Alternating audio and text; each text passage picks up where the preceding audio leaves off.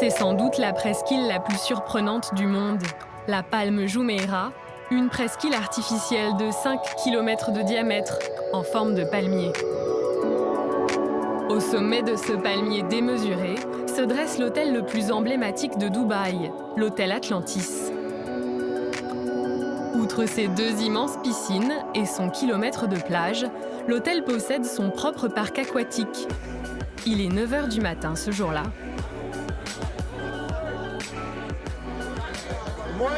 Bonjour tout le monde! Comme tous les jours, Shamir Anoulou, le manager du parc, réunit les 200 sauveteurs pour un petit briefing avant l'ouverture au public. Notre taux de fréquentation est très haut, 97%. Hier, nous avons reçu 7000 visiteurs.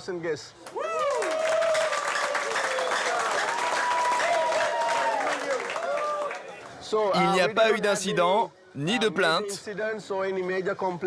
Vous avez bien géré, merci beaucoup. Ici, on applaudit les chiffres d'entrée et on récompense les bons éléments avec des paquets de bonbons. Objectif, commencer la journée de façon positive. Ok, on va bientôt ouvrir le parc. Et chaque jour, quelques sauveteurs sont même désignés pour s'amuser. Ils doivent tester les attractions avant l'ouverture du parc au public, histoire d'être sûr que tout fonctionne. Ce matin-là, Dave est l'un des heureux élus. Vous êtes prêts? Oui, c'est parti.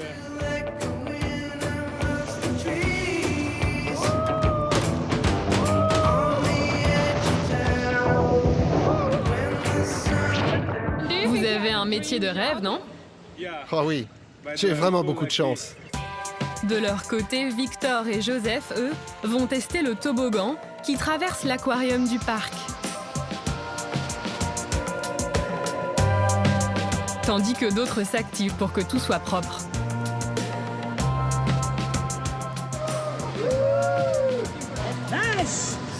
Pendant 15 minutes, les 3 sauveteurs enchaînent les attractions.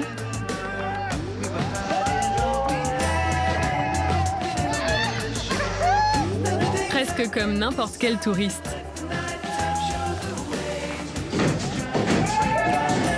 Il est 9h30, visiblement tout fonctionne. Le parc peut ouvrir au public. Oui, j'écoute. En réalité, instaurer cette bonne ambiance fait partie de la stratégie du parc. Quand on a le sourire, on sert les touristes avec le sourire. Alors l'idée, c'est de créer un environnement de travail joyeux pour nos sauveteurs, pour qu'ils offrent le meilleur service à nos visiteurs en retour. Dubaï s'est fixé un objectif, divertir la planète. Car contrairement à ses voisins, l'Émirat produit très peu de pétrole.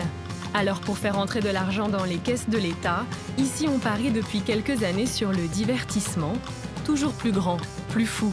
En plein cœur du désert, sous cette immense piste couverte, on peut skier comme en plein hiver. Plus loin, on dévale des montagnes russes. Où on se bat contre des monstres virtuels. J'essaye de tous les tuer, mais ils sont trop nombreux. OVNI au cœur du Moyen-Orient, Dubaï s'impose comme la nouvelle capitale mondiale du divertissement.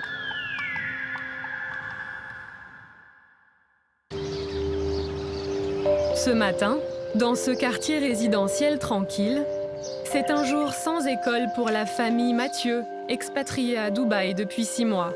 Ses 3 sœurs, Or, Maud et Anaé, sont de grandes amatrices de parcs à thème. Aujourd'hui, elles vont découvrir le plus grand parc d'attractions du Moyen-Orient. Moi, je suis excitée, j'avais hâte de le faire. C'est quoi qui vous plaît là-dedans? C'est les attractions. C'est de passer du temps en famille, s'amuser en famille et tout. Emmanuelle, leur maman, est toujours partante. Donc vous n'êtes pas du genre à être la maman qui regarde et qui fait coucou en bas? Ah non, moi je monte avec les filles, quitte à effectivement hurler parce que ça fait peur, mais voilà, je monte volontiers dans les manèges. Ce parc, ouvert il y a 1 an et demi, c'est 230 hectares de divertissement, à 65 € l'entrée, La partie principale est axée sur le cinéma. C'est trop beau, j'adore. Le parc s'est associé aux plus grands studios hollywoodiens, DreamWorks, Columbia, Lionsgate, pour proposer des attractions autour de grands films. Pour commencer, la famille voudrait tester le Grand 8, Hunger Games.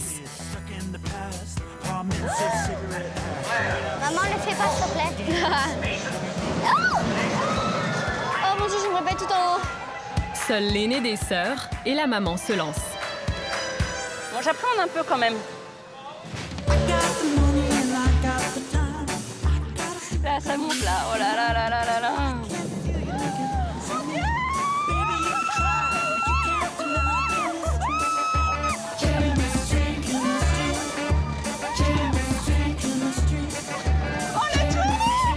Ce Grand 8, c'est 50 secondes de looping à 80 km/h.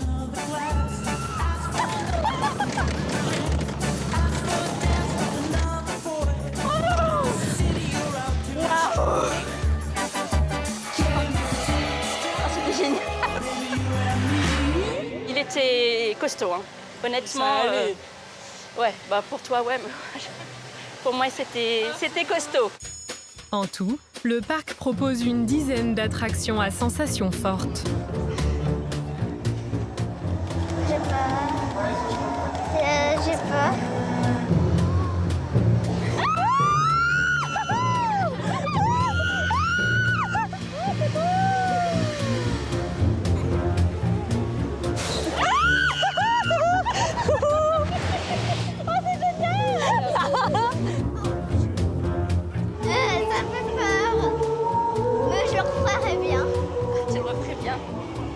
Ici, pas d'attraction sur le thème du Moyen-Orient, car il faut attirer un public très large.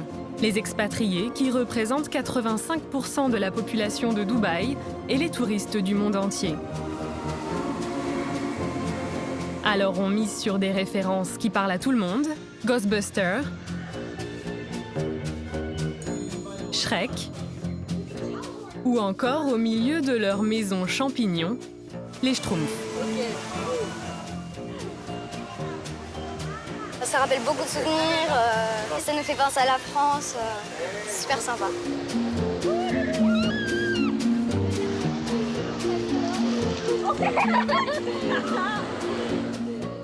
Ce jour-là, elles auront à peine le temps d'aller voir les deux autres parties du parc.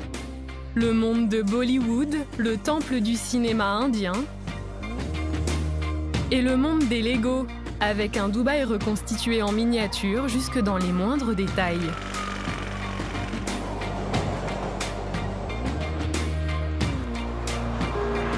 Un parc fou qui est pourtant loin d'être le seul de l'Émirat. À quelques kilomètres, voilà son principal concurrent, autoproclamé le plus grand parc d'attractions couvert du monde.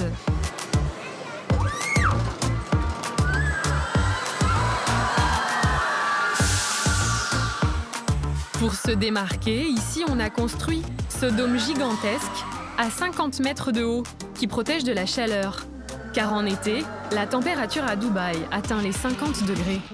Et le parc parie sur d'autres univers, les héros de Marvel, avec des attractions autour de Thor, Hulk, Spider-Man, ou cette partie consacrée aux dinosaures. Comme nous l'explique le directeur, c'est tout un pan de l'économie de Dubaï qui repose sur cette diversité de parcs et de jeux. Plus les gens restent à Dubaï, plus ils dépensent de l'argent. Et toutes ces attractions sont faites pour qu'ils viennent, qu'ils reviennent, et qu'à chaque fois, ils restent plus longtemps. Dubaï est une plateforme de divertissement où les gens ne vont pas rester 3 nuits, mais 5, 6, 7 nuits, pour vivre une expérience globale. Il prépare aujourd'hui un deuxième projet de parc 2 fois plus grand, prévu pour les prochaines années.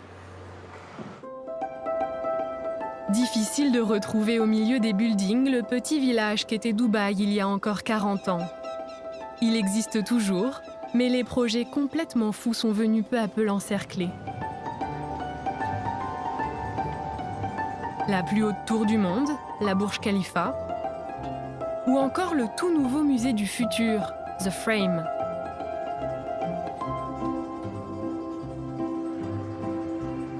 Et ce qui frappe ici, c'est qu'outre les parcs d'attractions, le divertissement fait partie intégrante de la ville. Dans ce quartier flambant neuf, les jeux sont partout.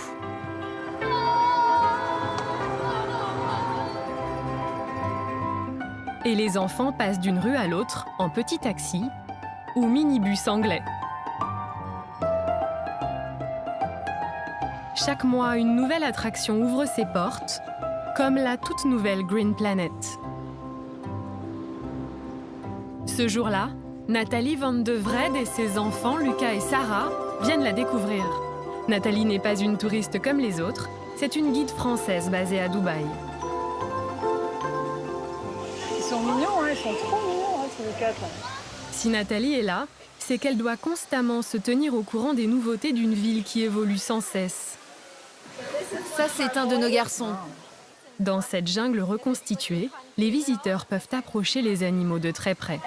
Leurs yeux leur permettent de voir à 360 degrés. La démesure de Dubaï reflète la fascination de l'Émirat pour les États-Unis. Mais depuis quelques années, leur grande force, c'est qu'ils ont compris qu'ils devaient être uniques.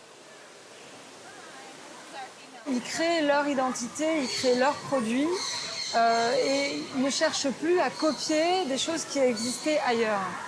Et justement, pour se différencier et pour que l'expérience du touriste, eh bien, elle soit exceptionnelle. Et il rentre chez lui, il se dit « Waouh, quand même, ça a été énorme. » Et s'il y a bien un endroit qu'on ne trouve qu'à Dubaï, c'est le Dubai Mall. Avec ses 1200 boutiques, c'est tout simplement le plus grand centre commercial du monde.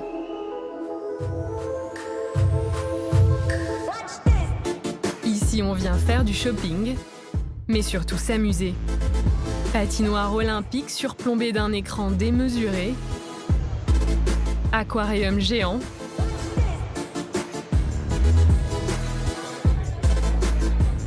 magasin de bonbons délirants et la grande nouveauté, ce parc dédié à la réalité virtuelle.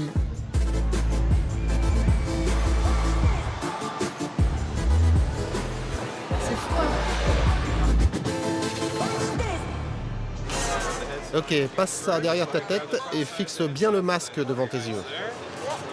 C'est la première fois que Nathalie et ses enfants se retrouvent dans un tel endroit. Ici, on joue avec des masques sur les yeux, dans lesquels sont diffusées des images en 3D.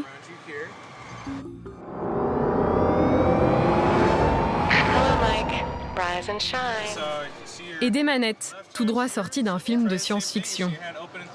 Qu'est-ce que tu vois là? Je suis en haut de la ville, je suis au Burj Khalifa. T'as compris ce qu'il fallait faire? Oui, il faut éliminer tous les robots.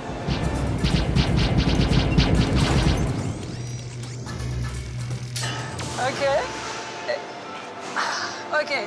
Donc en fait, je peux attraper des espèces de monstres et puis je peux les rebalancer. Des monstres en forme de banane, par exemple. Hein. Celui-là. Comme je suis au bord du précipice, c'est assez impressionnant. Et devant moi, en fait, j'ai Dubaï. Dubaï avec toutes les tours emblématiques, c'est génial. C'est la première fois que vous faites ce genre d'expérience? Ouais, moi, oui. Hein, franchement, les enfants, ils sont toujours sur leur PS4 à la maison. Moi, c'est un truc... Bon, ça ne m'intéresse pas énormément, mais c'est assez rigolo. Pour tous ces jeux, même les manèges à sensations fortes, il faut être équipé de masques. Un parc qui n'existe nulle part ailleurs dans le monde. Ils essaient toujours d'avoir 10 ans d'avance, ils disent. Alors, je ne sais pas s'ils ont 10 ans d'avance, mais Dubaï est complètement tourné vers demain, vers le futur. Donc ça, pour moi, ça représente complètement Dubaï. Si Dubaï fait figure de précurseur, il y a encore un domaine dans lequel l'Émirat vient à peine de se lancer, les spectacles. Arthur Cadre est un danseur français fraîchement arrivé ici. Il a été embauché par l'une des plus grandes compagnies au monde, à qui Dubaï a commandé un énorme show, un pari pour l'Émirat. Il n'y a jamais eu de spectacle comme ça dans les environs, c'est totalement nouveau, donc il faut un peu éduquer les gens à ce genre de spectacle qui est super commun par exemple dans des villes comme Las Vegas ou des choses comme ça, mais ici, on est le premier, quoi. C'est dans ce complexe que le spectacle La Perle a démarré il y a moins d'1 an.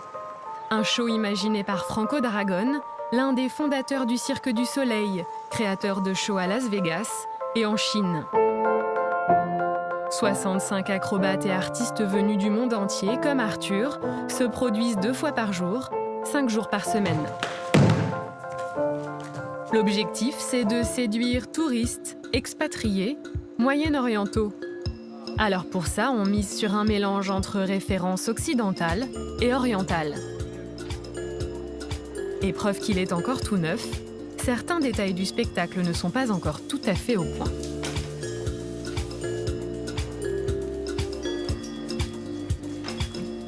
Superbe modèle. En fait, c'est toujours on est toujours en test là. Elles sont pas encore validées pour le show, mais on a fait une test vachement longue. Après, ça s'est rétréci. Après, ça c'est. Ils sont pas mal, hein? Ils sont chouettes. Il y a un petit côté babouche. C'est de la Nike babouche. Si on regarde en dessous, des running shoes custom.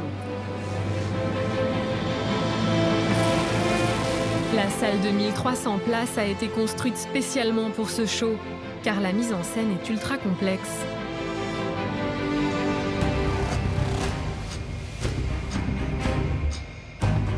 Tandis qu'Arthur danse, les tableaux s'enchaînent pendant 1h30.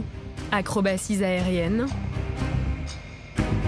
chutes d'eau, plongeons, et même ces motos lancées à toute vitesse dans cette sphère géante. Un show à la démesure de Dubaï. L'an dernier, le petit émirat qui voit grand a accueilli 15 millions de visiteurs, soit 5 fois sa population. Et Dubaï entend attirer 20 millions de touristes par an d'ici 2020.